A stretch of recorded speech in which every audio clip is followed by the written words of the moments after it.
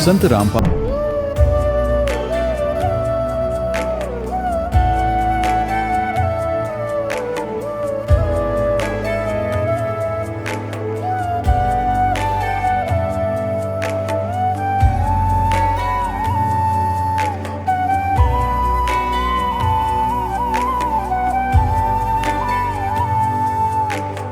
गीता 18 के श्लोक नंबर 62 में भगवान स्वयं कह रहे हैं कि अर्जुन उस परमेश्वर की शरण में जा जिसकी कृपा से परम शांति व शाश्वत स्थान अर्थात सतलोक को प्राप्त होगा।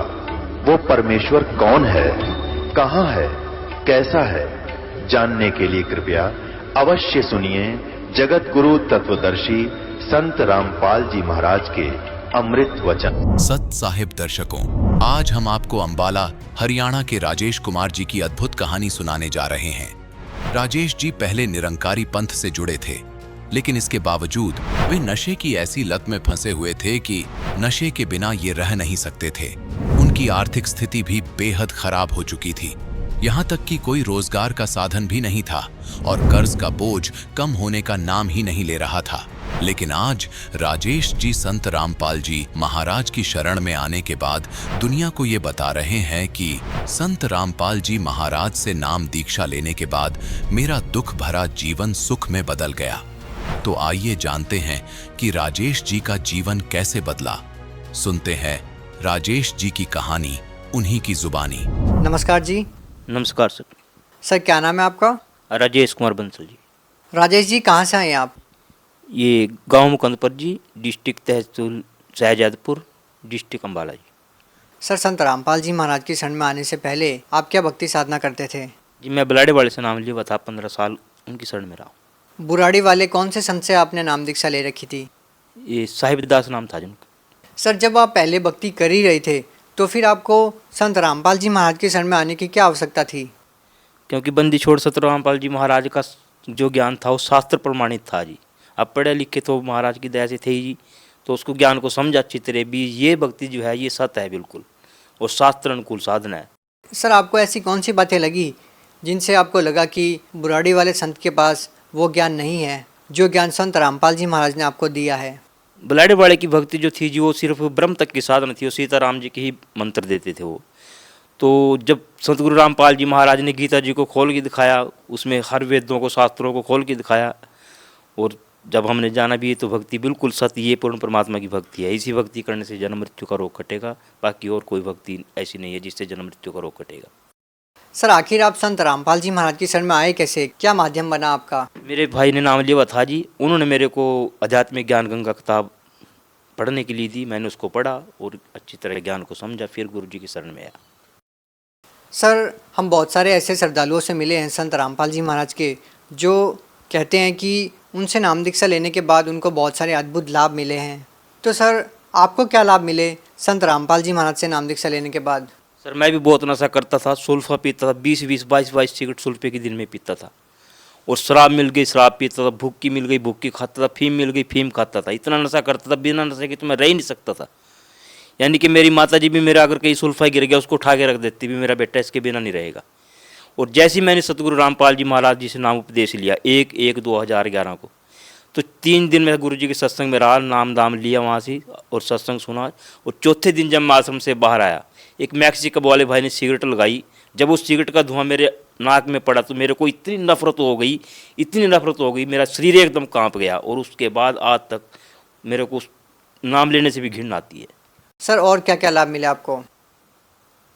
आर्थिक स्थिति मेरी बहुत ख़राब थी जी, कोई रोज़गार नहीं था, मैं सिर्फ छोटा सा काम करता था, साइकिल पे फेरी वगैरह और सट्टा वगैरह भी लगाता था। जो छोटी मोटी मेरे को लाभ होता था, इनकम होती थी, कुछ उसमें से नशा कर लिया, कुछ थोड़ा बहुत अपना घर का सामान लिया। यानी बहुत स्थिति ख़राब थी जी, बारी बार तो खाने के लिए भी सामान नहीं होता था। जब गुरु जी से नाम उपदेश लिया, नाम लेने के 4 दिन के बाद ही मेरे को जॉब मिल गई, और मेरे को 70-80 हज़ार कर्जा था, वो सब मेरा कर्जा उतर गया 6 महीने के अंदर अंदर। 7-8 महीने के अंदर मेरे को बाइक भी मिल गई, बाइक भी हो गई। आज मेरी स्थिति बहुत अच्छी है, मानसिक स्थिति सबसे अच्छी है, मतलब मेरे को किसी भी प्रकार की आज तकलीफ नहीं है जी। सर जैसा कि आपने बताया कि आपने संत रामपाल जी महाराज से नाम दीक्षा ली और आपके घर में लाभ होना शुरू हो गए। आखिर एक संत से नाम दीक्षा लेने मात्र से, केवल उनके आशीर्वाद मात्र से इतने सारे लाभ कैसे हो सकते हैं? आप लोगों को कैसे समझाओगे? देखिए, जो बंदी छोड़ संत रामपाल जी महाराज जी भक्ति देते हैं, बिल्कुल शास्त्र प्रमाणित है और सच्चा ज्ञान है। उस भक्ति को करने से ही सारे लाभ होते हैं जी। उस मंत्र के अंदर ही वो शक्ति है जिससे सब आर्थिक स्थिति सब सुधर जाती है जी। सर, आप भगत समाज को क्या संदेश देना चाहते हैं? सर, मैं उनसे कहना चाहूँगा कि वो एक बार संत रामपाल जी महाराज जी का सत्संग सुने ध्यान से। 15-20 दिन सत्संग सुने को अपने आप ही पता चल जाएगा कि क्या सच है और क्या झूठ है जी, धन्यवाद। सच। दर्शकों, अभी आपने सुने संत रामपाल जी महाराज से दीक्षा प्राप्त करके सुखी हुए भक्त के अनुभव। अब देखिए जगत गुरु तत्वदर्शी संत रामपाल जी महाराज के मंगल प्रवचन। परमपिता परमात्मा पूर्ण ब्रह्म सर्व सृष्टि रचनहार कबीर परमेश्वर जी की असीम रजा से आप सभी पुण्यात्माएं परमात्मा की महिमा सुनने के लिए उपस्थित हुए। परमेश्वर की कृपा से ये सब आपके ऊपर रहम हुआ है। आपको ऐसे समय में मानव शरीर प्राप्त हुआ है, स्त्री या पुरुष का, और पिछले संस्कार से ही आपके अंदर परमात्मा पाने की प्रेरणा प्रबल रही है। बचपन से ही आप कोई ना कोई साधना कर ही रहे थे। तो जो साधना कर रहे थे हम उसको सही मानकर ही कर रहे थे। जब तक हमें ओरिजिनल और डुप्लीकेट का ज्ञान नहीं होता तब तक हम डुप्लीकेट नोट को भी छुपा कर सीने से लगा कर रखते हैं। और जिस में हमें कोई ज्ञान करा देता है नकली और असली दोनों साथ साथ रख के, तो फिर दुख तो बहुत होता है कि मैं ठगा गया और नकली नोट लिए फिर रहा था, लेकिन उसका अब कोई यूज नहीं, उसको फेंकना ही पड़ता है। तो पुण्यात्माओं, जो साधनाएं हम कर रहे थे वो शास्त्र विधि त्याग करके मनमाना आचरण था। श्रीमद् भगवत गीता अध्याय नंबर 16 के श्लोक 23 और 24 में स्पष्ट किया है हमारे सदग्रंथों में परमात्मा ने कि शास्त्र विधि को त्याग कर जो मनमाना आचरण करते हैं, मनमानी पूजाएं करते हैं, मनमाने मंत्र जाप करते हैं, उनको न तो कोई सुख होता है, न उनकी कोई सिद्धि प्राप्त होती है, न ही उनकी परम गति होती है। और हम परमात्मा की साधना भक्ति इन 3 कामों के लिए ही करते हैं। हमें या सुख हो, हमें ऐसी ताकत मिले, सिद्धि मिले जिससे हम अपने लोक जा सकें और परम गति हो। इसलिए गीता अध्याय नंबर 16 के श्लोक नंबर 24 में तुरंत कहा कि अर्जुन, कर्तव्य और अकर्तव्य की व्यवस्था में कौन सी साधना करनी चाहिए, कौन सी ना करनी चाहिए, इसके लिए सदग्रंथों को ही प्रमाण मानना, किसी की दंत कथा पर विश्वास मत करना। तो पुण्यात्माओं, परमात्मा स्वयं आते हैं यथार्थ ज्ञान देने के लिए, क्योंकि जो सदग्रंथ है वो गॉड गिवन है। कौन से सदग्रंथ? पवित्र सूक्ष्म वेद जो भगवान स्वयं आकर बोलते हैं, और पवित्र 4 वेद, सूक्ष्म वेद वो तो कंप्लीट इन ऑल रिस्पेक्ट है, ऑल इन वन है, जिसमें 4 वेदों वाला भी ज्ञान है, श्रीमद् भगवत गीता का भी ज्ञान है, और जिसके अंदर इन पुराणों का भी निष्कर्ष है कि ब्रह्मा विष्णु महेश की क्या स्थिति है, ये अजर अमर हैं या नहीं है, इनकी जन्म मृत्यु होती है या नहीं है, इनके माता पिता हैं या नहीं है। तो ये भी सूक्ष्म वेद के अंदर, यानी सभी ग्रंथों का वो तो सार है, उसके अंदर सब ग्रंथ है। फिर भी एक विशेष प्रचलन हमारे पास रहा है, विशेषकर पवित्र 4 वेदों का, पवित्र श्रीमद् भगवत गीता का, पवित्र पुराणों का। तो इनमें जो पवित्र 4 वेद और पवित्र श्रीमद् भगवत गीता है, ये गॉड गिवन स्पिरिचुअल नॉलेज है, और परमात्मा के दिए ज्ञान को परमात्मा ही समझ सकता है या समझा सकता है। तो स्वयं परमात्मा आते हैं तभी यथार्थ ज्ञान कराते हैं। उस परमेश्वर ने यहाँ के इन वेदों से कोई लेना देना नहीं होता, ना इस गीता से, ना उन पुराणों से, क्योंकि उस परमात्मा का ही दिया हो वो ज्ञान है, और इसलिए वो अपना सारा ज्ञान हमारे लिए स्वयं आकर के पुनः बताते हैं। और इन वेदों को और गीता को हम एक बहुत ही अच्छे एथेंटिक सत्य ज्ञान युक्त मानते रहे हैं हम हिंदू धर्म के सभी पुण्यात्माएं। तो इन वेदों और गीता को समझना कोई जीव के बस की बात नहीं, ये तो परमात्मा बुद्धि देता है अपने कृपा पात्र को, तो ये वेद और गीता समझ में आती है। आज तक ये वेद और गीता न तो श्री ब्रह्मा का, न विष्णु जी का, न शिव जी का, किसी का समझ में नहीं आई, और न ही इन ऋषि महर्षियों को। Even writer of the Vedas and Gita and Puranas Shri Ved Vyas ji, ये भी इन सदग्रंथों से अपरिचित थे, इनके ज्ञान से अपरिचित थे। अब ये बात अगर 100 साल पहले कोई कहता, 200 वर्ष पहले कोई कहता, तो बहुत बुरी लगती और ना जाने कितना विरोध होता। यही बातें परमात्मा ने 600 वर्ष पहले कहा था, परमात्मा के साथ कितना संघर्ष और विरोध हुआ था, और उसी ने दास को ज्ञान दिया, और दास ने ये कहना शुरू किया था, और दास के साथ कितना संघर्ष हुआ ये सर्वविदित है। जेल भी झूठे केस में दास ने रहना पड़ा, साथ में आपके भाई बहन जो हमारे साथ संघर्ष कर रहे थे, आपके भाई पहले से लगे थे, इस ज्ञान से परिचित थे, उन्होंने भी बहुत संघर्ष किया इस ज्ञान को आप तक पहुंचाने के लिए। तो कहने का भाव ये है कि ये ज्ञान पहले बोला जाता तो नहीं स्वीकार्य था, परमात्मा ने साथ साथ हमें ऐसे औजार दे दिए, इंस्ट्रूमेंट दे दिए, ऐसे उपकरण दे दिए कि हाथों हाथ सच्चाई आप तक पहुंच गई। सबसे पहले आपको शिक्षित किया।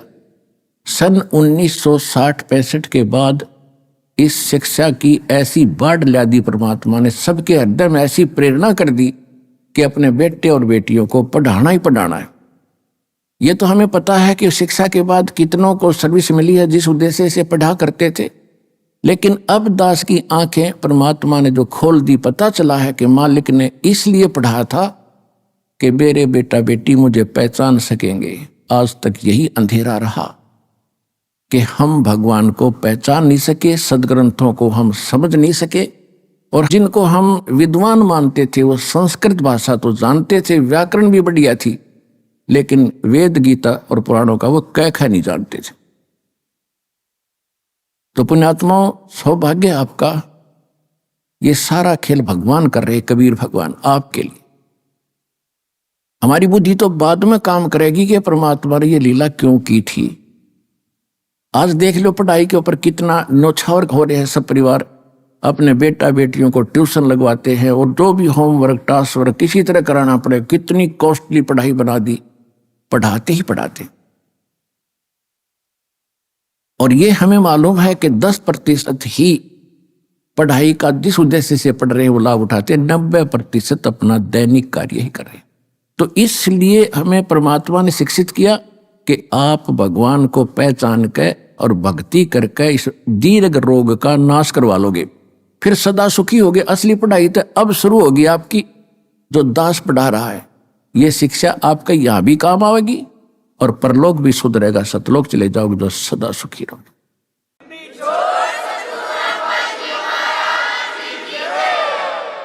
तो प्रसंग चल रहा है कि वो परमात्मा स्वयं आकर ही वो ज्ञान देते हैं, वो विधान बताते हैं। नहीं तो इन वेद और गीता को 5500 वर्ष हो चुके हैं लिखे हुओं को, कागज पर उतारे हुओं को, और इनको याद करके कोई चतुर्वेदी प्रसिद्ध हुआ। 4 वेदों को कंठस्थ याद करना कोई बालकों का खेल नहीं है, वो भी कर लिया। उन्होंने सोचा था कि शायद वेदों के पढ़ने से मोक्ष हो जाएगा, मोक्ष नहीं हुआ। विद्वान बन गए, वह अज्ञानी बन गए, अभिमानी बन गए। किसी ने 3 वेदों को कंठस्थ किया, वो त्रिवेदी कहलाए। किसी ब्राह्मण ने 2 वेदों को कंठस्थ कर लिया, याद परंपरा थी उनकी, सभी करते थे याद ऐसे, तो वो द्विवेदी कहलाए। लेकिन मोक्ष नहीं था। क्यों? क्योंकि गुरु बिन काहू न पाया ज्ञाना, जो थोथा बुस छड़े मूड किसाना। गुरु बिन वेद पढ़े जो प्राणी, समझे न सार रहे अज्ञानी। अब जितने भी ऋषि महर्षि थे, इवन ब्रह्मा विष्णु महेश तक भी इन वेदों से अपरिचित थे, ये अज्ञानी थे, इनको ज्ञान भक्ति का नहीं था। अपने सिलेबस में चाहे कोई कितना विद्वान हो, जैसे कोई संस्कृत पढ़ता है और संस्कृत में वो कितना विद्वान हो बना रहे, कोई इंग्लिश पढ़ता है, इंग्लिश में कितना विद्वान हो बना रहे, लेकिन अध्यात्म ज्ञान के अंदर वो जीरो है, -0 है। तो ज्ञान अध्यात्म भगवान बताते हैं, भगवान स्वयं आते हैं, अपना ज्ञान आप कराते हैं। वेद प्रमाणित करते हैं कि अपने द्वारा रची हुई सृष्टि को परमात्मा स्वयं आकर ही ठीक ठीक बताते हैं। जिन सदग्रंथों को हम यथार्थ ज्ञान युक्त मानते हैं, पवित्र चारों वेद, पवित्र श्रीमद् भगवत गीता, ये तो है गॉड गिवन स्पिरिचुअल नॉलेज। और रही बात पुराण और उपनिषद, ये किसी ऋषि और संत साधु का अपना अनुभव है, अपना ज्ञान है, जैसा उसने भगवान को जाना। 18 पुराण श्री ब्रह्मा जी के द्वारा दिया गया ज्ञान है। ब्रह्मा जी से दक्ष आदि ऋषियों को प्राप्त हुआ, उनसे फिर आगे ऋषियों ने प्राप्त हुआ। उन्होंने कुछ तो ब्रह्मा जी का ज्ञान, कुछ अपना अनुभव, और उसमें ऐड करके 18 पार्ट कर दिए इसके। तो ये जो वेद से और गीता से ज्ञान नहीं मिलता है, तो वो उन ऋषि महर्षियों का अपने घर का है, हमारे काम नहीं। और वेद और गीता में जो ज्ञान है, यदि वो सूक्ष्म वेद में मिलता है, जैसे श्रीमद् भगवत गीता में कुछ इस काल भगवान ने, ब्रह्म ने कुछ थोड़ी सी गड़बड़ी कर रखी है, जिसमें इसने युद्ध कराने के लिए बकवाद करी है। उदाहरण पर्याप्त होता है, दूसरे अध्याय के 37 और 38 श्लोक में ये दोगला ज्ञान दे रहा है। एक तो कह रहा है कि अर्जुन, यदि तू युद्ध में मारा गया तो स्वर्ग प्राप्ति करेगा, और यदि युद्ध जीत गया तो तू पृथ्वी का राज भोगेगा, तेरे दोनों हाथों में लड्डू। यानी लोभ लालच दिखा रहा है। फिर 38वें श्लोक में कह रहा है दूसरे अध्याय के गीता जी में कि अर्जुन, लाभ हानि न भूल के छोड़ के और निष्काम भाव से युद्ध कर ले। इस प्रकार युद्ध करने से तू पाप को प्राप्त नहीं होगा। कोई बात हुई है? लाभ हानि तो पहले आप बता रहा है कि मर गया तो स्वर्ग में जाएगा, जीत गया तो सुख भोगेगा, और फिर नो क्या लाभ हानि छोड़ दे। तो ये इस तरह की जो बकवाद हैं गीता में, ये तो है इस ब्रह्म काल की। बाकी जो शेष ज्ञान है, जो अध्यात्म सत्र का, भक्ति मार्ग का, वो बिल्कुल वेद वाला ही है। ये क्या था कि परमात्मा ने ये कंप्लीट स्पिरिचुअल नॉलेज, जिसको सवसम वेद, सूक्ष्म वेद भी कहते हैं, सवसम वेद भी कहते हैं, परमात्मा ने सबसे पहले जब ये सृष्टि रची थी काल की, इस काल के अंतःकरण में फिक्स कर दिया था, ईमेल कर दी थी। आज से अगर 50-100 वर्ष पहले हम ये ज्ञान देते तो आपका कतई यकीन नहीं होता। अब जो हम भौतिक विज्ञान को देख रहे हैं, परमात्मा की अध्यात्म विज्ञान है, इससे 1000 लाख करोड़ गुना सूक्ष्म और तेज है, ज्यादा एफिशिएंट है।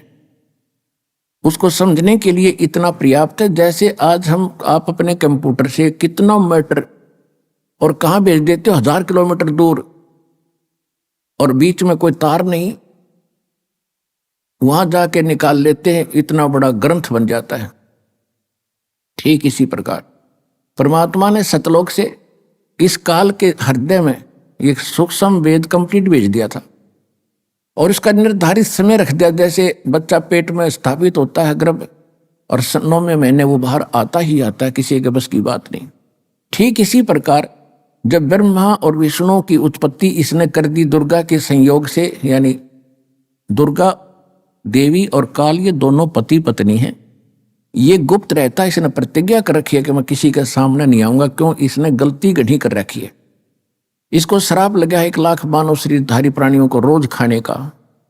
तो ये सामने आ जाए, सबको पता लग जाए ये कसाई है, तो सब इससे नफरत करें, इसलिए छुपा रहता है। गीता अध्याय नंबर 7 के श्लोक नंबर 24 और 25 में स्वयं कहता है कि अर्जुन, ये मूर्ख लोग मुझ अव्यक्तम व्यक्ति में अपनम मननते, मुझ अव्यक्त को, अव्यक्त माने मैं गुप्त रहता हूं, अपनी योग माया से छुपा रहता हूं, मैं किसी के समक्ष नहीं आता।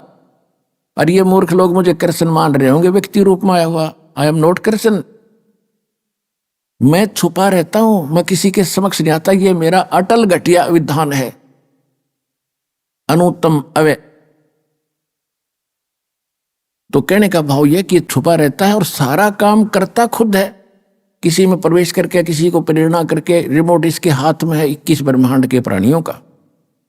तो जिस समय ब्रह्मा और विष्णु और शिव तीनों की इन्होंने उत्पत्ति कर दी और इनको कोमा में डाल दिया और इनकी परवरिश जारी रखी, जब ये युवा हो गए तो इनको कोमा से बाहर कर दिया, सचेत कर दिया। और फिर लंबी कहानी है, लेकिन आज विषय दूसरा है। फिर क्या हुआ? काल के अंतःकरण से, इस ब्रह्म के हृदय से ये सूक्ष्म वेद बाहर आया। ये एक वेद था पहले। इस काल ने देखा कि इसमें तो तेरी पोल खुलेगी और जीवों को सारा पता चलेगा कि परमात्मा कोई और है, उसकी भक्ति की विधि ये है, और इनको ये पता चल गया, ये सब भाग जाएंगे। ये हमें धोखा करके यहां लाया है और इसका निजी स्वार्थ है। 1 लाख मानव शरीरधारी प्राणी रोज खाता। आप देख लो, यहाँ बुच्चड़ खाना खोल रखा, कितने बस खड्डे में गिर गई 50 मर गए, कितने भूकंप आ गया, कहीं रेल दुर्घटना, कितने विमान दुर्घटना, हाहाकार मची है। कैसे वैसे डेथ, कोई नेचुरल डेथ, कोई बीमारी से मृत्यु। और ये 1 लाख जीवों को रोज खाता है। ये ऊपर का कवर खाने का नहीं है। जैसे बादाम के अंदर एक गिरी होती है, उसको खाया जाता है, और ऊपर का कवर खाने का नहीं होता। तो कहने का तात्पर्य यह है कि इसने फिर देखा कि अब बात बिगड़ जाएगी और तेरा तो यो खेती उजड़ जाएगी। इसने खेती बना रखी है हमारे को। जैसे कसाई बकरे बकरी नर और मादा दोनों छोड़ देता है, वो संतान उत्पत्ति करते हैं और बड़े खुश होते हैं उनको देख करके। और कोई एक दूसरा बकरा बकरी किसी के बच्चे को कोई सींग मार देता है तो भिड़ मरते हैं, तूने मेरे बच्चे को कैसे मार दिया। और श्याम नव काल सब ने काट ले जाता है, बच्चे को, बेटे को, माँ को भी। तो हम सब 21 ब्रह्मांड में, इंक्लूडिंग ब्रह्मा विष्णु महेश, हम काल के इस कसाई के बाड़े में रह रहे। परमात्मा ने आके ज्ञान दिया, बच्चों कुछ आंख खोलो, असंग जन्म हो गया, आपने इस कसाई के इस जेल के अंदर दुख पाता। अब ये गोल्डन चांस है, जब निकला जाते इस ज्ञान में ग्रहण करो, हृदय में जचाओ और इस गंदे लोग से मन हटाओ, हटेगा इस ज्ञान से। तो इसने क्या किया? जो विशेष रहस्य और मूल ज्ञान था इसने नष्ट कर दिया। इसने छांट छूट कर 4 वेद रख लिए ताकि ये मिसगाइड भी रहे। कंप्लीट ज्ञान नहीं है चारों वेदों, केवल ओम का नाम है, ओम ब्रह्म तक की साधना है। और वेदों में यह भी लिखा कि परमात्मा कोई और है, वो तो गुप्त रहता है। मैं ब्रह्म हूं, मैं दिव्य आकाश रूपी ब्रह्म लोक में रहता हूं। मेरा ओम नाम है, वो परमात्मा गुप्त है, उसके पाने का 3 मंत्र का जाप है। अब इसने ये तो हिंट तो कर दिया, लेकिन वो नाम नहीं पता, वो खत्म कर दिए। इसको खुद नहीं मालूम क्योंकि उसने जल्दी जल्दी में नष्ट कर दिए। तो उसकी पूर्ति के लिए परमात्मा स्वयं आते हैं। जैसे ऋग्वेद मंडल नंबर 9 सूक्त 1 मंत्र 8 और 9 में, ऋग्वेद मंडल नंबर 9 सूक्त 67 मंत्र 26 में यह स्पष्ट किया है कि वो परमात्मा 3 प्रकार से हमारे केयर टेक करता है, 3 प्रकार के शरीरों से, 3 सतिथि से। एक सतिथि है परमात्मा सत्यलोक में रहते हैं, एक सिंहासन के ऊपर यानी तख्त के, तख्त कहते हैं जैसे दिल्ली के तख्त पर, जैसे हम पढ़ा करते इतिहास, दिल्ली के तख्त पर अकबर बादशाह का शासन था। तख्त माने सिंहासन, राजगद्दी। तो परमात्मा सतलोक में सिंहासन पर अनंत कोट ब्रह्मांड के राजा महाराजा सम्राट के रूप में विराजमान है। उनके सिर पर मुकुट है, ऊपर श्वेत छत्र है दाता के, और एक बहुत सुंदर गुम्बद है, बहुत बड़ा। जैसे ये मंदिर वगैरह बनाए गए हैं, मंदिरों की स्थिति तो अलग बना दी, लंबी चोटी कर दी, उसकी चोटी लंबी नहीं है, गोलाई है, गुम्बज टाइप। और उसके अंदर मालिक बैठे हैं जिनके एक रोम यानी शरीर के बाल को रोम कहते हैं, और जहां बाल उगा है उसको रोमकूप कहते हैं। तो एक रोम की परमात्मा के प्रकाश इतना है जैसे करोड़ सूर्य करोड़ चंद्रमा मिला दे तो भी फीका पड़े, इतना नूर है उस परमपिता के, पूरी बॉडी का अंदाजा लगा सकते हो। तो वहां वो बैठे हैं। दूसरी स्थिति में वही परमात्मा प्रत्येक युग में एक लीला करते हैं हमारे लिए। एक शिशु रूप धारण करके ऊपर से आते हैं, किसी तालाब के अंदर कमल के फूल के ऊपर शिशु रूप धारण करके, छोटे बालक का रूप धारण करके वो विराजमान होते हैं। और वहां से कोई निसंतान दंपति,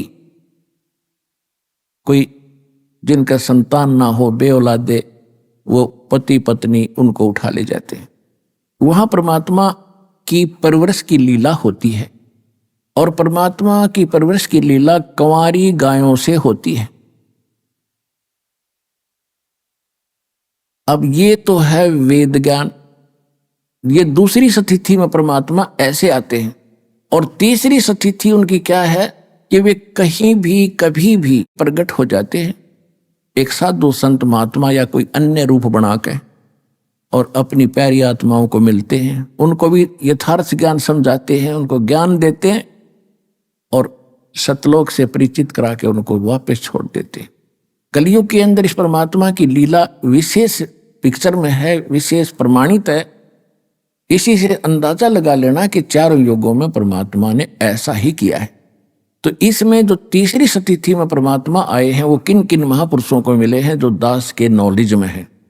आदरणीय धर्मदास साहिब जी, आदरणीय मुल्कदास साहिब जी, आदरणीय नानक साहिब जी सिख धर्म के प्रवर्तक, आदरणीय दादू साहिब जी, आदरणीय गरीबदास साहिब जी गांव छुड़ानी जिला झज्जर हरियाणा वाले, आदरणीय गीसा दास साहिब जी गांव खेखड़ा जिला बागपत उत्तर प्रदेश वाले, और आदरणीय स्वामी रामानंद जी काशी वाले आचार्य पंडित जी, उनको मिले थे।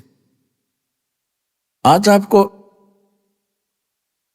जो परमात्मा कलयुग के अंदर प्रकट हुए उसकी जानकारी देंगे, क्योंकि परमात्मा के ज्ञान को हम समझ नहीं सके। और हमारे धर्म गुरु कबीर परमात्मा को एक धानक, एक शूद्र, एक जुलाहा कह करके हमारे हृदय में उनके प्रति नफरत पैदा कर रखी थी कि वो तो शूद्र जाति का था, अनपढ़ था, वो पता नहीं क्या क्या बकवाद करता था। और यहां तक बकवाद कर रखी थी कि वो किसी विधवा ब्राह्मणी का जन्म लिया था,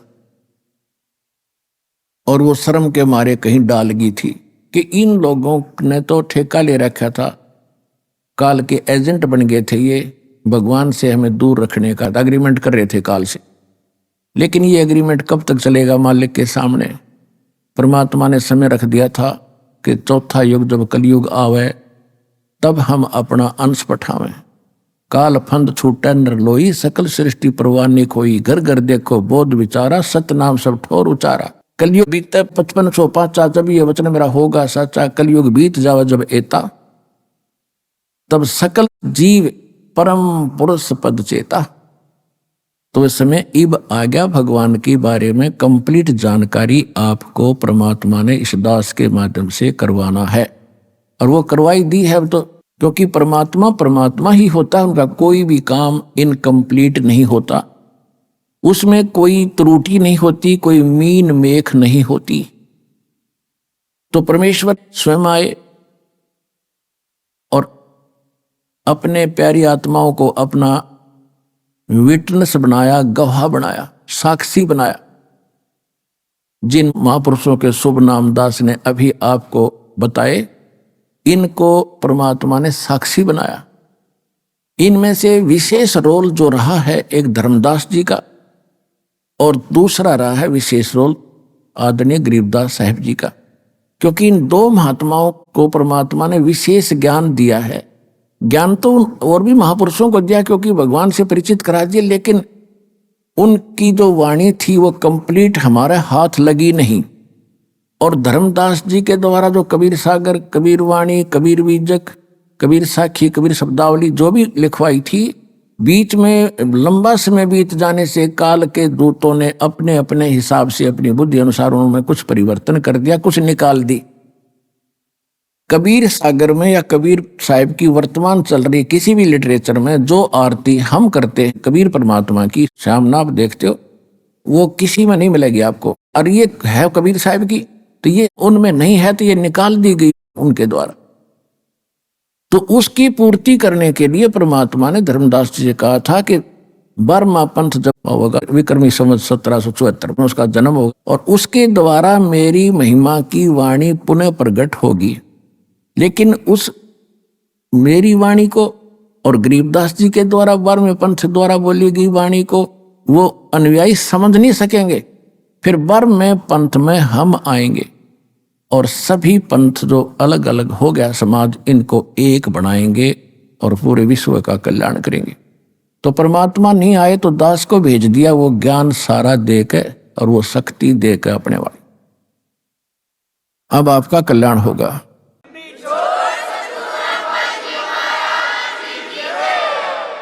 तो प्रसंग उठा है कि गरीबदास जी ने परमात्मा के बारे में कहा, ना सतगुरु जननी जने उनके माने बापे, पिंड ब्रह्मंड से रहित जाना तीनों ताप। के ना सतगुरु जननी जने, कबीर परमात्मा मां से जन्म नहीं लिया और उनके कोई माता पिता नहीं है। और जब गोरखनाथ जी के साथ गोष्ठी हुई थी और गोरखनाथ जी के छक्के छुड़ा दिए थे, सिद्धि में भी वो फेल कर दिया था, तब गोरखनाथ जी ने पूछा था, भगवान आप कौन हो? मेरे सामने सिद्धि में कोई टिकने वाला आज तक नहीं था। तो परमात्मा कबीर जी ने क्या बताया, अवधू अवगत से चल आया, मेरा कोई भेद मर्म ना पाया। अवधू अवगत से चल आया, मेरा कोई भेद मर्म ना पाया। ना मेरा जन्म ना गर्भ बसेरा, बालक बन दिखलाया, काशी नगर जल कमल पर डेरा, तहां जुलाहे न पाया। मात पिता मेरे कछु नाही, ना मेरे घर दासी, जुल्ला का सुत आने कहाया, ये जगत करो मेरी हंसी। मात पिता मेरे कछु नाही, ना मेरे घर दासी, जुल्ला का सुत आने कहाया, जगत करे मेरी हंसी। 5 तत्व का धड़ना मेरा, जानू ज्ञान अपारा, सत्य स्वरूपी नाम साहिब का, वो है नाम हमारा। 5 तत्व का धड़ना मेरे, जानू ज्ञान अपारा, सत्य स्वरूपी नाम साहिब का, वो है नाम हमारा। अधर द्वीप और गगन गुफा में तानज वस्तु सारा, तेरा ज्योत स्वरूपी अलख निरंजन, वो धरता ध्यान हमारा। अधर दीप और गगन गुफा में तानज वस्तु सारा, तेरा ज्योत स्वरूपी अलख निरंजन, ये भी धरता ध्यान हमारा। हाड चाम लहू ना मेरे, कोई जाने सतनाम उपासी, तारण तरण अभय पद दाता, मैं हूं कबीर अविनाशी। हाड चाम लहू ना मेरे, कोई जाने सतनाम उपासी, तारण तरण अभय पद दाता, मैं हूं कबीर अविनाशी। परमात्मा ने कहा कि ना मेरा जन्म ना गर्भ बसेरा, एक बालक बन दिखलाया, और काशी नगर जल कमल पर डेरा, तहां जुलाहे न पाया। भाई मात पिता मेरे कछु नाही, ना मेरे घर दासी, और जुल्ले का सुत आन कहाया, यो जगत करे मेरी हंसी। मेरे कोई माता पिता नहीं, ना मेरे कोई पत्नी थी और कोई संस्कार था पिछला इनके साथ मेरा, क्योंकि ये नीरू नीमा दो दुल्हे थे। ये द्वापर युग में सुदर्शन भगत के माता पिता थे और सुदर्शन भगत ने एक बात मांगी थी, परमात्मा आपने सब कुछ दे दिया, नाम दे दिया, ऐसा ज्ञान दे दिया, पर दुर्भाग्य रहा मेरे माता पिता का, उन्होंने आपका ज्ञान सुना नहीं, ना आपकी बात मानी, ना नाम लिया दाता, और माता पिता का कर्ज मेरे से उतरेगा कैसे दाता, एक दया करियो, उनको किसी जन्म में शरण में लेकर पार करना दाता। तो परमात्मा ने सोचा था कि ये मूर्ख भी मरेगा माँ बाप के मुंह में, तब परमात्मा ने कहा था या चिंता छोड़, टेंशन छोड़ दे तू, उन्हें मैं पार करूंगा। तो तब संतोष हुआ था उस भोले भगत के। अभी आपने सुने संत रामपाल जी महाराज के मंगल प्रवचन। आइए अब सुनते हैं संत रामपाल जी महाराज से नाम दीक्षा लेकर सतभक्ति करके अद्भुत लाभ प्राप्त करने वाले अनुयायी के विचार। दर्शकों, व्यक्ति कहीं ना कहीं अपने जीवन में मान बढ़ाई और अहंकार के चक्रव्यूह में फंस ही जाता है, और इस चक्रव्यूह का छोटा सा नमूना है राजनीति, जिसमें भोजपाल जी भी फंसे हुए थे। भोजपाल जी पीलीभीत उत्तर प्रदेश के रहने वाले हैं। इन्होंने अपने जीवन के कुछ साल राजनीति में बिताए और इसके साथ साथ इन्होंने आनंदपुर धाम के द्वारा बताई गई भक्ति साधना को किया। लेकिन आज भोजपाल जी सब कुछ छोड़ छाड़ कर संत रामपाल जी महाराज जी की शरण में है। क्या वास्तव में ये संभव है कि मनुष्य राजनीति की चकाचौंध को छोड़कर भक्ति पर लग जाए? आखिर भोजपाल जी ने संत रामपाल जी महाराज की शरण ग्रहण क्यों की? आइए जानते हैं भोजपाल जी की कहानी उन्हीं की जुबानी। नमस्कार सर। जी सत साहब सर। सर क्या नाम है आपका? हमारा नाम भोजपाल सिंह। भोजपाल जी आप कहाँ से हैं? हम सर पीलीभीत उत्तर प्रदेश से हैं। भोजपाल जी संत रामपाल जी महाराज से नाम दीक्षा आपने कब ली? सर हमने सदगुरु रामपाल जी महाराज जी से फरवरी 2012 में नाम दीक्षा ली। संत रामपाल जी महाराज से नाम दीक्षा लेने से पहले क्या आप भक्ति साधनाएं भी करते थे? जी, सदगुरु रामपाल जी महाराज जी की शरण में आने से पहले हम श्री परमहंस अद्वैत मत श्री आनंदपुर मध्य प्रदेश से जुड़े हुए थे। सर वहाँ हम तो बचपन से ही, मैंने हमारे पिताजी भी वहीं के प्रचारक थे, तो जन्म से ही हम वहाँ से थे। हमने लगभग 44 साल वहाँ की भक्ति की। फिर आप संत रामपाल जी महाराज की शरण में कैसे आए? जी, सदगुरु रामपाल जी महाराज जी की शरण में आने का एक कारण था कि हमको बीमारी हो गई थी। 2011 में हम अस्वस्थ हुए और हमको लूज मोशन शुरू हो गए। तो लूज मोशन शुरू होने पर हम इतने अस्वस्थ हो गए कि हमने ऑफिस जाना भी बंद कर दिया और हम चारपाई पर घर पर ही लेटे रहते थे। तो चूँकि आध्यात्मिक जगत से जुड़े हुए थे, इसलिए चारपाई पर लेटे लेटे हम सत्संगों को टेलीविज़न पर देखते रहते थे, सुनते रहते थे। उसी दौरान चैनल पर हमको संत रामपाल जी महाराज जी का सत्संग मिला और उसमें संत रामपाल जी महाराज जी उस नाम की व्याख्या कर रहे थे जो नाम हमारे श्री आनंदपुर वाले गुरु जी ने दिया हुआ था। उस नाम के आकर्षण से हमने संत रामपाल जी महाराज जी के सत्संग को सुनना शुरू कर दिया और सुनते सुनते उस समय श्री सदगुरु रामपाल जी महाराज जी का सत्संग 3 घंटे का आता था, शनिवार और रविवार के लिए।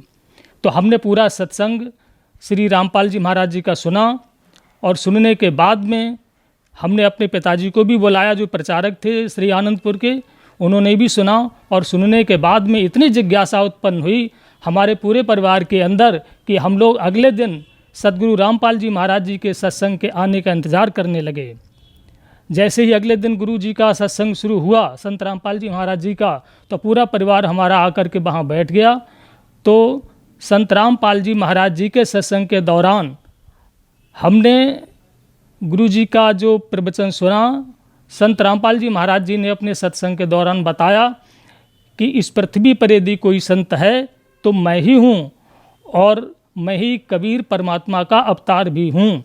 इस बात को सुनकर के पहले तो हमको हैरानी हुई, लेकिन चूँकि हम पहले भी बहुत धार्मिक और आध्यात्मिक पुस्तकों का अध्ययन किए थे और हम अपने को बहुत ज़्यादा अध्ययन किया हुआ भी मानते थे, तो हमने इन सब चीज़ों का वेरिफिकेशन किया और संत रामपाल जी महाराज जी की एक एक बात को सत्य पाया। उसी दौरान हमने भी, हमारी श्रद्धा हुई संत रामपाल जी महाराज में और हमने अपने घर बैठे ही संत रामपाल जी महाराज जी से प्रार्थना लगाई कि हे सतगुरु रामपाल जी महाराज, यदि आप पूर्ण संत हैं, पूर्ण परमात्मा कबीर साहब के अवतार हैं, तो आप हमको भी जीवन दान दें। उसके बाद धीरे धीरे बिना किसी डॉक्टर की दवा लिए हुए हमें लाभ होता चला गया और हम इतने स्वस्थ हो गए कि ऑफिस भी जाने लगे। लेकिन उसके बाद हमने अपने जो हमारे पूर्व गुरु थे, जो श्री आनंदपुर से जुड़े हुए थे, उनसे जाकर के संत रामपाल जी महाराज जी के ज्ञान की चर्चा की और कुछ सवाल पूछे उनसे। तो उन्होंने हमारे सवालों के जवाब दिए बिना हमको ये कह दिया है कि तुम घमंडी हो गए हो, तुमको ऐसे प्रश्न नहीं पूछने चाहिए गुरु से। हमने कहा कोई बात नहीं, लेकिन आप हमें बताइए। उन्होंने हमको कुछ नहीं बताया, तो हमने उनसे परमिशन ली। हमने कह दिया आप हमको ऐसा ज्ञान नहीं बता पा रहे हैं, तो आप हमें आज्ञा दीजिए कि हम दूसरे गुरुजी की शरण में जाएं। तो उन्होंने हमें परमिशन दे दी और हम संत रामपाल जी महाराज जी की शरण में चले गए। सर, संत रामपाल जी महाराज की शरण में जाने के बाद क्या आपको लाभ भी प्राप्त हुए? सर जी, जब मैं 2011 में लूज मोशन से पीड़ित था, तो मैंने अपने जनपद पीलीभीत के सभी एलोपैथिक, आयुर्वेदिक और होम्योपैथिक डॉक्टरों से दवा ली और एक दिन नहीं, सबकी दवा मैंने एक एक 2-2 महीने खा करके देखी, पर मुझे किसी प्रकार का कोई लाभ नहीं हुआ। उसके पश्चात मैं अपने ज़िले को छोड़ करके डॉक्टरों ने हायर सेंटर को रेफ़र किया। मैं बरेली गया। बरेली में भी जो जाने माने गैस्ट्रोलॉजिस्ट थे उनको दिखाया। उन्होंने तमाम प्रकार के टेस्ट कराए, लेकिन किसी टेस्ट से उनको किसी बीमारी का पता नहीं लगा और वो बीमारी को मेरी ठीक भी नहीं कर पाए। उसके बाद उन्होंने मुझे फिर हायर सेंटर लखनऊ के लिए रेफ़र कर दिया। वहाँ जाकर के हमने KGMC में दिखाया। KGMC के डॉक्टरों ने भी मेरी सभी रिपोर्ट्स देखी और उन्होंने फिर नए सिरे से सारी रिपोर्टें कराईं। उन रिपोर्टों को कराने के बाद भी उन्होंने कोई निर्णय नहीं लिया और वो अपने अंदाज से ही मुझको दवा देते रहे, लेकिन उनकी किसी भी दवा से मुझको कोई लाभ नहीं हुआ। ऐसे में अंत में रोज़ पल पल में मर रहा था, मेरा शरीर कम हो रहा था और हमारा पूरा परिवार ने इस बात को मान लिया था कि जब किसी डॉक्टर की कोई औषधि लाभ नहीं कर रही है, तो ऐसे में तो अब एक ना एक दिन अति शीघ्र मरना ही है। तो हमने अपने परिवार में, उसमें हमारे पिताजी जिंदा थे, हमारी पत्नी, पिता और हमारे बच्चे, सबने इकट्ठे बैठ करके इस बात को मतलब एक प्रस्ताव पारित किया कि भाई मेरे मरने के बाद में नौकरी कौन सा बेटा लेगा और फंड कौन लेगा और ज़मीन है वो कौन लेगा। ये यहाँ तक सारी बातें हो गई थी क्योंकि जीवन की कोई उम्मीद नहीं रही थी। ऐसे में संत रामपाल जी महाराज जी का टीवी पर सत्संग एक उम्मीद की किरण लेकर के आया और वहाँ संत रामपाल जी महाराज जी का हमने सत्संग सुना। उसके बाद में हमने SMS करके ज्ञान गंगा पुस्तक को मंगाया, उस पुस्तक का अध्ययन किया और हमने अपने घर से ही बिना संत रामपाल जी महाराज जी से नाम दीक्षा लिए हुए, बिना आश्रम पर गए हुए प्रार्थना लगाई कि हे महाराज, सदगुरु रामपाल जी महाराज, आप पूर्ण संत हैं, पूर्ण परमात्मा के अवतार हैं, आप हमको जीवन दान बख्शें। बिना नाम दान लिए ही हमें सदगुरु रामपाल जी महाराज जी की दया से स्वास्थ्य लाभ होने लगा और धीरे धीरे जब हम 10-15 दिन में कुछ खाने पीने लगे, चलने लगे, ऑफिस जाने लगे, तब हमारे अंदर एक कीड़ा उत्पन्न हुआ। हमने और हमारे पिताजी ने, दोनों लोगों ने इस बात को सोचा कि ये संत रामपाल जी महाराज जी जो कह रहे हैं ये कहाँ तक सत्य है और कितना सत्य है। फिर हमने शास्त्रों को मिलाया, अध्ययन किया और अंत में ये पाया कि ये बिल्कुल ठीक कह रहे हैं। तब हम और हमारा पूरा परिवार आश्रम के लिए पीलीभीत से रवाना हुए। इसमें एक दिलचस्प मैं घटना बताना चाहूँगा भगत जी कि जब हम आश्रम जा रहे थे तो हमको रास्ता नहीं मालूम था। हम दोपहर के बाद अपनी पीलीभीत से चले थे तो रात के लगभग 2-2:30 बजे हम जींद में पहुँचे। तो वहाँ पहुँचने के बाद भगत जी रात में हमने वहाँ पर एक व्यक्ति खड़ा हुआ था, उससे रास्ता पूछा तो उसने कहा जी हम भी सत्संग में चल रहे हैं, हमें भी लिए चलो। हमने कहा ठीक है, आप भी हमारी गाड़ी में बैठ जाइए। लेकिन हमको पता नहीं था ये बंदा कौन है। तुरंत ही, ये तो मुझे बाद में पता लगा कि जिस दरोगा ने आकर के हमारी गाड़ी को रोका वो और कोई नहीं, संत रामपाल जी महाराज जी थे। उन्होंने आकर के पूछा, बोले भाई इस लड़के को आपने गाड़ी में बैठा लिया, आप इसे जानते हैं? हमने कहा जी नहीं जानते हैं। बोले फिर आपने इसे क्यों बैठा लिया? और उसके बाद में वो दरोगा जी उस लड़के से पूछने लगे भाई तू कौन है, तेरा क्या नाम है? तो उसने अपना नाम बताया लेकिन उस दरोगा जी ने कहा, बोले भाई ऐसा कर, अपना ये साल हटा और अपनी पगड़ी खोल। तो जब उसने अपनी साल हटाई तो वो लड़का नहीं, वो लड़की निकली। तो हम उस रहस्य को नहीं समझ पाए, हमने ये क्या बात है। हमको उन्होंने डांटा, दरोगा जी ने, बोले जिसको आप जानते नहीं हैं आपने गाड़ी में उसे क्यों बैठा लिया। तो हमने कहा सॉरी सर, और हमने कहा कोई हमारे लिए आदेश? बोले नहीं, कोई आदेश नहीं, आप जाइए जहाँ जा रहे हैं। वहाँ से जब हम चले तो हमको फ़ौरन मैंने इस बात का आइडिया हो गया हमने कि कोई यहाँ पर हमारे साथ दुर्घटना घटित होने वाली थी। जैसे ही हम लगभग 1 किलोमीटर वहाँ से गाड़ी पे चले तो 8-10 लड़के बीचों बीच रोड पर खड़े हुए थे और उन्होंने हमको हाथ दिया। लेकिन हमने अपने ड्राइवर को कहा, नहीं भाई गाड़ी मत रोकना, भले ही चाहे कोई नीचे आ जाए, बाद में सब देख लेंगे। और इस तरीके से वो जो लड़की हमारी गाड़ी में लड़का बन करके बैठी थी, उस गिरोह का सदस्य थी, वो हमारी गाड़ी लूटने के लिए थे। तो हम आश्रम पर पहुँचे तो हमने देखा, हमने कि दरोगा जी तो वही हैं, सतगुरु रामपाल जी महाराज जी को हमने देख करके पहचान लिया। उसके पश्चात सर जी, हमारे बेटे ने नामदान ले लिया सतगुरु रामपाल जी महाराज जी से, हमारे पिताजी ने ले लिया, हमारी बहन ने ले लिया, और हम उस समय तक नामदान नहीं ले पाए, पर हम दर्शनों की लाइन में लग गए थे। लूज मोशन हमारा ठीक हो गया था संत रामपाल जी महाराज जी से, मतलब नामदान लेने से पहले प्रार्थना करने मात्र से ठीक हो गया था। एक बात मैं और बताना चाहूँगा कि मैं राजनीति करता था तो मेरे अंदर सभी एक नेता वाले अवगुण भी मौजूद थे उस समय, और मुझे क्रोध भी बहुत आता था और सत्ता की मतलब हनक भी मेरे अंदर थी। तो मैंने कहा ऐसा भी कहीं होता है।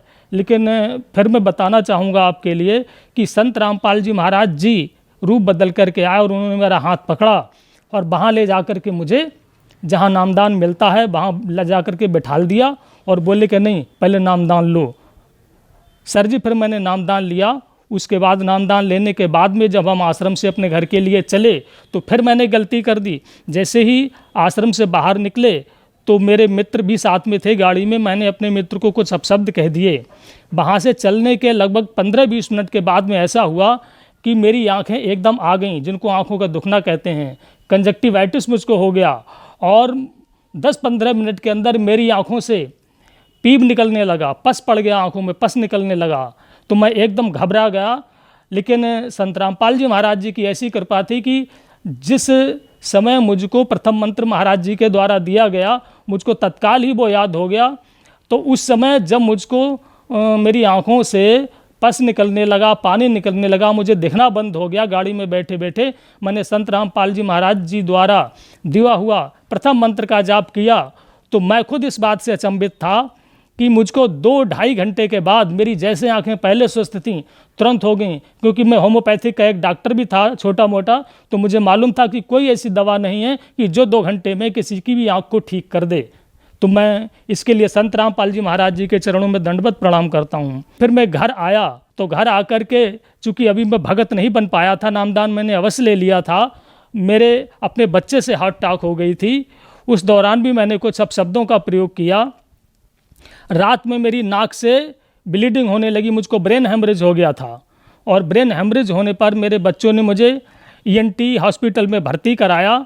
मेरी हालत को देख करके डॉक्टर भी घबरा गया, लेकिन उसने कहा कि चलो हम भर्ती कर लेते हैं।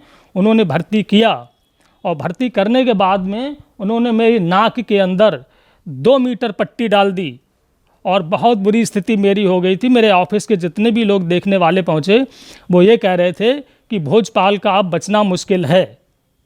पर संत रामपाल जी महाराज जी से मेरे बेटे ने फिर प्रार्थना लगाई और वहाँ से उत्तर आया कि परमात्मा दया करेंगे। तो 3 दिन के अंदर ही, जहाँ डॉक्टर को उम्मीद नहीं थी, मुझको उस ब्रेन हेमरेज की बीमारी से छुटकारा मिला, मैं ठीक हो गया। डॉक्टर ने बताया था कि आपको ब्रेन हेमरेज हुआ, नहीं तो डॉक्टर को उम्मीद नहीं थी कि ये बच भी पाएंगे। लेकिन मैं राजनीतिक व्यक्ति था तो इसलिए वो मुझे एडमिट करने से मना भी नहीं कर पाए और उन्होंने जिला अध्यक्ष के दबाव में आकर के मुझको एडमिट कर लिया। तो जब मेरे बेटे ने संत रामपाल जी महाराज जी के दरबार में प्रार्थना लगाई कि हमारे पापा इस तरह से बहुत ज़्यादा गंभीर बीमार हैं, तो वहाँ से उत्तर मिला कि परमात्मा दया करेंगे। और संत रामपाल जी की दया से मैं ठीक हो गया। इस बात से डॉक्टर भी अचंभित था, क्योंकि जब मेरे बच्चे डॉक्टर के पास में मेरे ठीक होने के बाद में गए, क्योंकि मुझे ऑफिस से मेडिकल का रिम्बर्समेंट मिलता है, तो बिल पर साइन कराने के लिए गए तो डॉक्टर ये कह रहा था, बोले बेटे एक बात बताओ, तुम्हारे पापा ठीक कैसे हो गए? हमने तो सोचा था कि अब ये ऐसे ही चले जाएंगे, और हम तो केवल कुछ नहीं, एक ड्रिप चढ़ा दिए और उनको 1-2 गोली पैरासीटामॉल वगैरह की ऐसी देते रहे। बोले हमें मालूम था कि बचना नहीं है, लेकिन आप लोगों के दबाव में हमने ऐसा उनको एडमिट कर लिया, लेकिन वो ठीक हो गए। तो हमारे बच्चे ने कहा, बोले ये तो बंदी छोड़ सतगुरु रामपाल जी महाराज की दया है डॉक्टर साहब, आप नहीं समझ पाओगे जी। और एक लाभ मैं और बताना चाहूँगा कि मेरे पिताजी जो श्री आनंदपुर मतलब श्री परमहंस अद्वैत मत ट्रस्ट के प्रचारक भी थे। मैं अपने पिताजी से कहता था कि भाई पिताजी आप एक बात बताओ, आप इतने बड़े भक्त हो कि आपके बिना वहाँ का कोई सत्संग नहीं होता है, लेकिन आप जब वहाँ सत्संग सुना कर बाहर निकलते हो तो बीड़ी ज़रूर पीते हो। तो मेरे पिताजी ने कहा कि बोले हाँ ये तो अवगुण है मेरे अंदर। मैंने कहा फिर आप छोड़ते क्यों नहीं हो? उसमें हम वहीं जुड़े हुए थे श्री आनंदपुर जी के गुरु जी से। तो उन्होंने कहा कि छोड़ने की तो मैं बहुत कोशिश किया हूँ, कई बार छोड़ा भी है, लेकिन मैं फिर से शुरू कर देता हूँ। तो मैंने कहा कि फिर ऐसे कुछ नहीं होगा।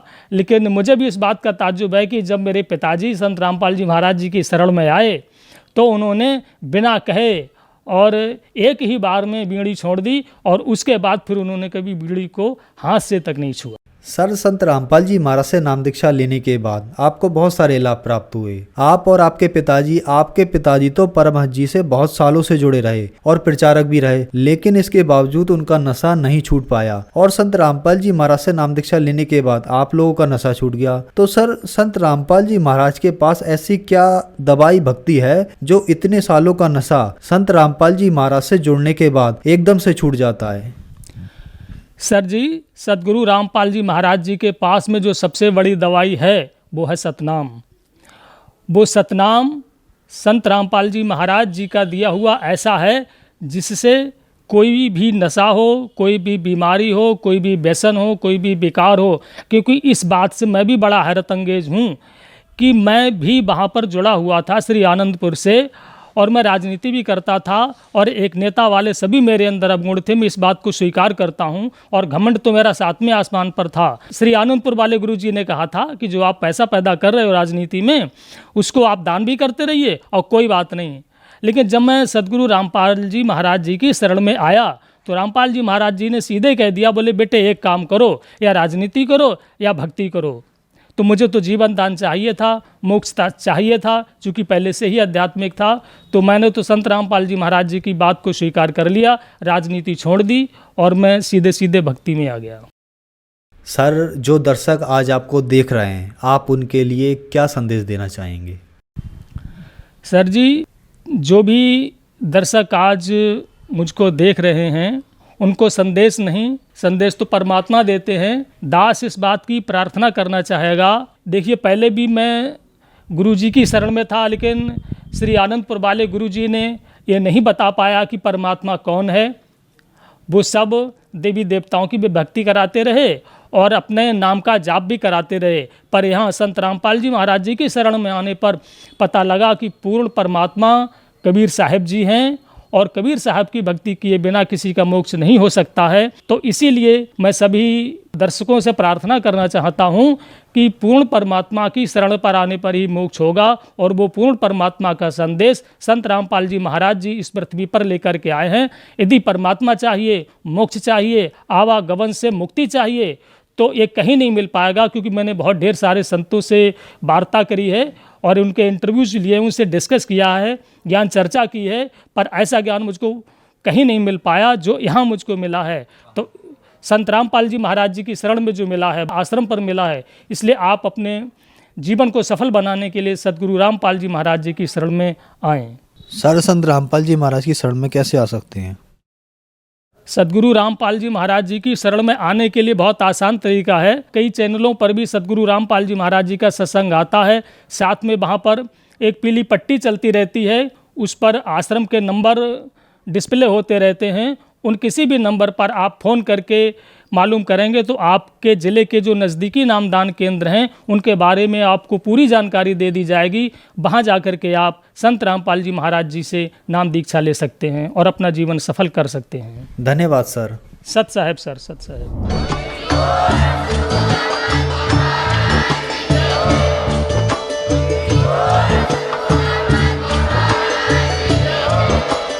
आप सुन रहे थे जगत गुरु तत्वदर्शी संत रामपाल जी महाराज जी के मंगल प्रवचन। अधिक जानकारी के लिए विजिट कीजिए हमारी वेबसाइट www.jagatgururampalji.org। संत रामपाल जी महाराज जी के शुभ आशीर्वाद से पूरे विश्व भर में 500 से भी ज्यादा नाम दीक्षा केंद्र हैं, जिन पर संत रामपाल जी महाराज जी द्वारा ऑनलाइन निशुल्क नाम दीक्षा दी जा रही है। अपने नजदीकी नाम दीक्षा केंद्र का पता करने के लिए संपर्क करें 8222880541।